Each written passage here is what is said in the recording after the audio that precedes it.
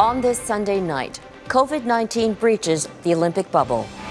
With 5 days to go, organizers defend their pandemic game plan. The mingling and crossing of population is incredibly limited. As the first athletes test positive inside Tokyo's Olympic Village, the UK's reopening gamble. England prepares to lift restrictions despite surging cases and warnings from public health experts. It's a complete mistake. It's actually outrageous. Plus, the devastating damage in Europe as floodwaters begin to recede and taking on the world's toughest rowing race. If there was going to be a pinnacle challenge, this is going to be it. Meet the Vancouver-based rower gearing up to battle the Atlantic. Global National with Robin Gill. Good evening and thank you for joining us. We begin with new trouble for Tokyo's Olympic organizers. With just 5 days to go until the opening ceremony, today confirmation of infections involving athletes inside the Olympic Village. 2 South African soccer players have tested positive for COVID-19. As Mike Armstrong reports in tonight's top story, that's fueling fears about the spread of the virus when the games get underway. The Olympic torch relay is the latest sign these games are going to be different. The Olympic Flames spent weeks winding through Japan, but COVID concerns have now reduced it to a stationary event. The flame passed by torchbearers on a stage, with participants trying to make the most of it. Those same concerns also meant the official welcome banquet thrown by the Japanese government was considerably smaller than usual. This is the International Olympic Committee president arriving Sunday, one of only 40 guests. Outside the gates, protesters calling for the games to be cancelled. The Japanese capital is in a 4th coronavirus wave, with a 7-day average of more than 1,000 new cases a day. This woman says it's unethical to hold such a festive event when the world is suffering so much. There is now a steady stream of athletes into the country. About 11,000 competitors will be in Japan for the Games. This is a video posted to social media by a member of Canada's field hockey team. The majority of the athletes will be staying in the Olympic Village. They'll be quarantined for 3 days when they arrive and then be tested daily. This is probably the most controlled population at this point in time anywhere in the world. For the first time, 2 athletes in the Olympic Village have tested positive. 2 South African soccer players, as well as a team official and a rugby coach. All told, the IOC says they've had more than 50 cases, but that the measures and restrictions in place should prevent a wider outbreak. The mingling and crossing of population is incredibly limited. Incredibly limited. These games won't be the party anyone's used to. Everything from hugs and handshakes and high fives are banned. Athletes are being told to stay inside and eat alone as often as possible. And when their events are done, they'll have 48 hours to leave the country. Mike Armstrong, Global News. British Prime Minister Boris Johnson is self-isolating after his health secretary tested positive for COVID-19. The timing couldn't be worse. Tomorrow is dubbed Freedom Day in England. The government is set to drop mask requirements and eliminate social distancing rules. As Global Sean O'Shea reports, scientists are worried that the return to normal will come at a high price.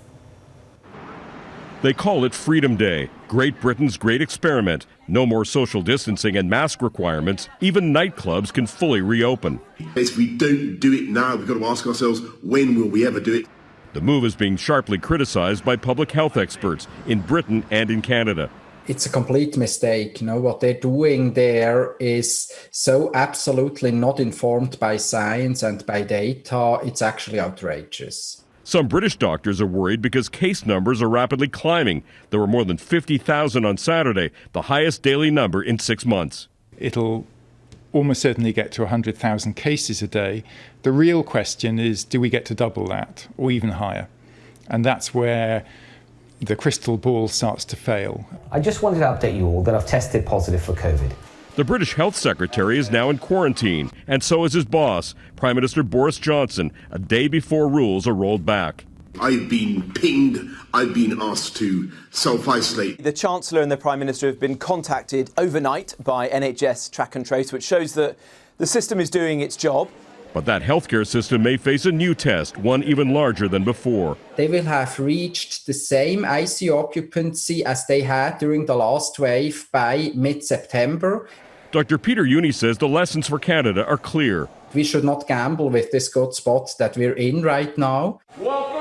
In Ontario, which just allowed gyms and movie theaters to reopen and indoor dining to resume, mask mandates are staying in place for the moment, even though other provinces like Alberta have dropped those requirements. 2/3 of Britons have received 2 doses of vaccine. Whether in England or Canada, Dr. Uni says the focus has to remain on vaccinations.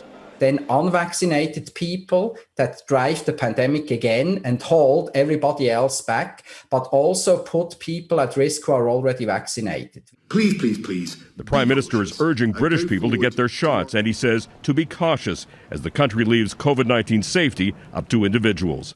Sean O'Shea, Global News. In the U.S., the Delta variant is driving up new cases in all 50 states. And America's vaccination rates are stagnating, putting the U.S. behind Canada. According to Oxford University's Our World in Data, 49% of Canadians have received both doses of a COVID-19 vaccine. In the U.S., it's 48%. When it comes to the first dose, it's 70% overall in Canada, compared to 55% in the U.S. As Jennifer Johnson explains, the concern isn't just the number of people becoming infected, it's also the severity of the illness. Masks are back on in Los Angeles County, mandated after a new surge of COVID-19 cases.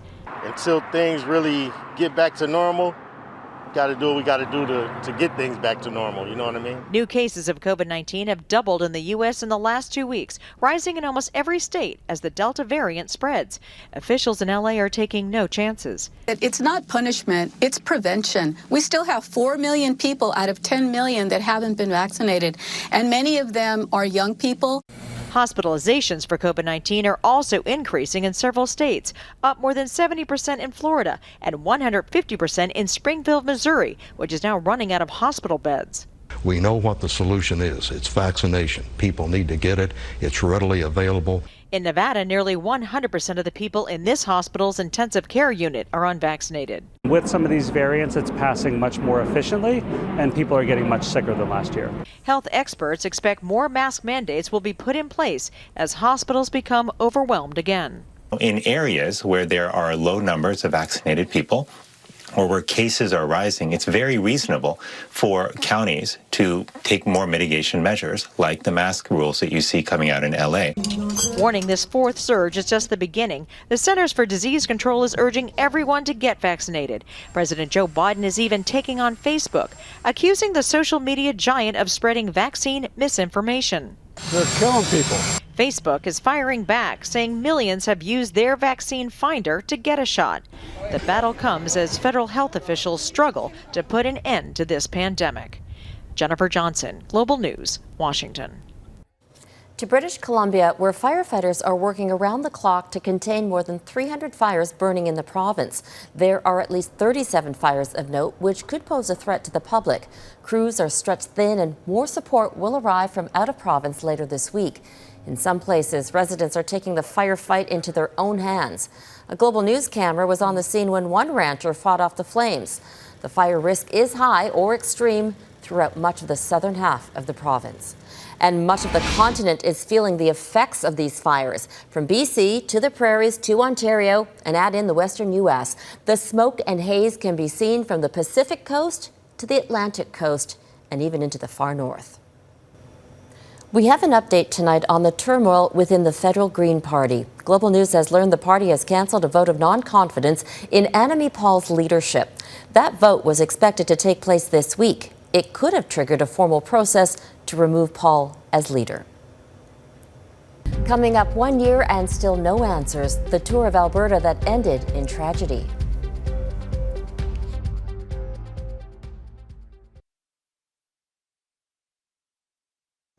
It's been 1 year since a tour of an Alberta glacier turned tragic. 3 people died when their sightseeing bus lost control and crashed at the Columbia ice fields in Jasper National Park. 14 others suffered life-threatening injuries, and some of them are still recovering. As Global's Sarah Comedina reports, they still don't have answers as to how this happened. Last year, Devin Ernest was on the final day of a mountain vacation with his girlfriend, Dion DeRoche. He couldn't imagine that he would be leaving Jasper National Park without her. Just feels like I lost myself, lost everything. DeRoche died when a big-wheeled ice explorer rolled down a rocky embankment at the Columbia ice field, landing on its roof. I'm in a bad shape right now. Just still mourning over my girlfriend. I've just been suffering a lot from anxiety, depression. 27 people were on the Pursuit tour bus. 14 were injured and 3 people died. It's just scary it's scary for me. I just really hope nothing like that happens again. RCMP continue to investigate but don't expect to release any information until fall. Pursuit restarted the expeditions in the spring and say they have added a number of safety measures, including seatbelts. But having the buses back on tours doesn't sit right for some victims. The investigation is still not completed. We don't know what was exactly wrong. Vinay Patel was on the bus with his wife and 10 other relatives and friends. The 2 other victims who died, Kamlesh Bhai Patel and Griva Patel, were part of his group. I just walk around shouting for my wife and like looking people who are like bleeding and not in a position to be seen, even not even in a position to get recognized. So it was very, very tragic moment to forget. There are multiple lawsuits pending against Pursuit. Basil Banzel is representing 7 victims. In the statement of claim, it says the company was reckless. The allegations against Pursuit have not been tested in court, and the company has not yet filed a statement of defense. We don't want this to happen again. It's unfortunate that it happened to our clients, and they should get compensation because they've suffered a loss, but we want to make sure it's being done right going forward.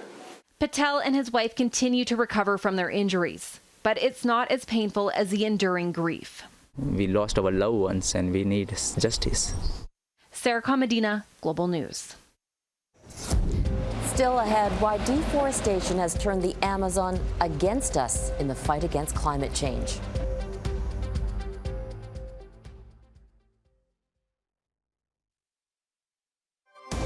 You're watching Global National.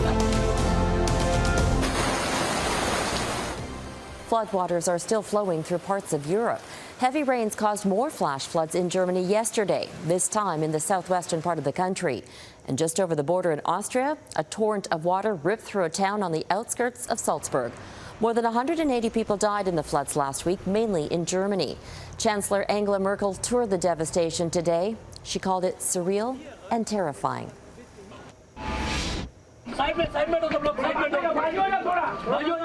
In India, frantic rescue efforts are underway after heavy rains triggered landslides near Mumbai. At least 30 people are dead, but it's feared many more may be trapped under debris. The region has been inundated by monsoon rains over the last 24 hours.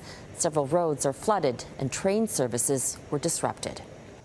There's new alarm over deforestation in the world's largest tropical rainforest. New research suggests parts of the Amazon are now giving off more carbon dioxide than they remove from the environment. And as Crystal Gumansing explains, experts say the findings are a nightmare scenario in our planet's fight against climate change. A logging site is not the image that comes to mind for most when thinking of the Amazon. It is, however, an increasingly common sight, and no trees means no ability to suck carbon dioxide from the air. With climate change, we often seem to be sleepwalking to disaster. We keep getting these wake-up calls, but we're not waking up. John Schmoll is a professor in the Department of Biology at Queen's University. He's deeply disturbed by the latest research published in the journal Nature. A team at Brazil's National Institute for Space Research captured nearly 600 air samples using small planes over a 9-year period. The lead author says the Amazon as a whole is emitting 3 times more carbon dioxide than it's absorbing. The eastern section, where there has been more deforestation, is emitting 10 times more CO2. Everybody started to realize that we are making a very bad work in preserving Amazon, and that this is a very urgent task for everybody to take care. The Amazon is home to the largest tropical rainforest on the planet. The climate within it is warming, and that, says Carrie Bowman, who has several research projects based in the Amazon, will have a knock-on effect around the world. The Amazon is absolutely under siege, and it's under siege on many fronts. Particular drivers is the relentless push towards soy and beef farming.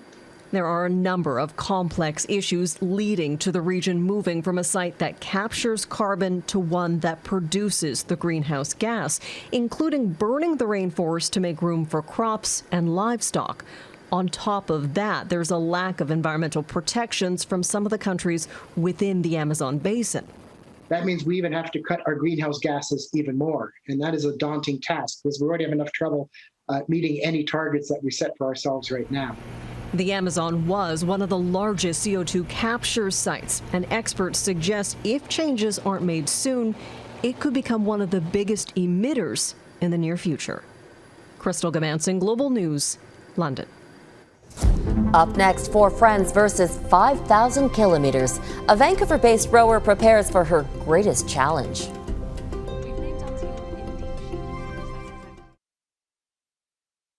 This year, 30 teams will take part in what's known as the Atlantic Challenge. Daring rowers will brave 6 weeks at sea, starting in the Canary Islands and ending in the Caribbean. That's almost 5,000 kilometers. And a Vancouver woman is about to take on that challenge with 3 lifelong friends. Here's Jay Durant. It's a rowing race unlike anything else in the world. And when Jessica Mullins tells her friends the anguish she's about to endure and the risks involved, she usually gets the same response. Are you mad? I get that a lot. Are you crazy? Mullins will be at sea for about a month and a half, starting in the Canary Islands and finishing in Antigua on this 8 by 2.5 meter boat, appropriately named by her team. We've named our team In Deep Ship because that's exactly how we feel. They'll be trying to sleep in 2-hour shifts while battling conditions like this. The waves up to 40 foot, wildlife. And then there are the marlins. Several boats ran into trouble during the last race. The marlin spear actually penetrated the boat all the way into the internal cabin. It's probably the one thing that makes me most nervous. She's taking this ultimate journey with 3 longtime friends who will be relying on each other for survival, hoping they can all come out smiling on the other side. Although it's physical, primarily it's a mental challenge. So we need to really understand each other and know how each other tick so that we can resolve issues when we're out at sea. The team is raising money for 3 different charities. Jessica has picked Covenant House, which makes this harrowing crossing worthwhile. It's considered the hardest row in the world. And as Mullins says, the toughest thing she'll ever do in her life. I kite surf, I row, anything on the water. So for me, if there was going to be a pinnacle challenge, climbing Everest wasn't going to be it. This is going to be it. This is my challenge and our challenge for each of us. Jay Durant, Global News. And that is Global National for this Sunday night. I'm Robin Gill. Tonight, Your Canada is a trio of great gray owls seen near Caroline, Alberta. We'd love to see your corner of this country, so please keep sending your photos to viewers@globalnational.com. Thank you for watching. Jeff Semple will be at the anchor desk tomorrow. I'm on vacation for 3 weeks. I'll see you again in August. Have a great night.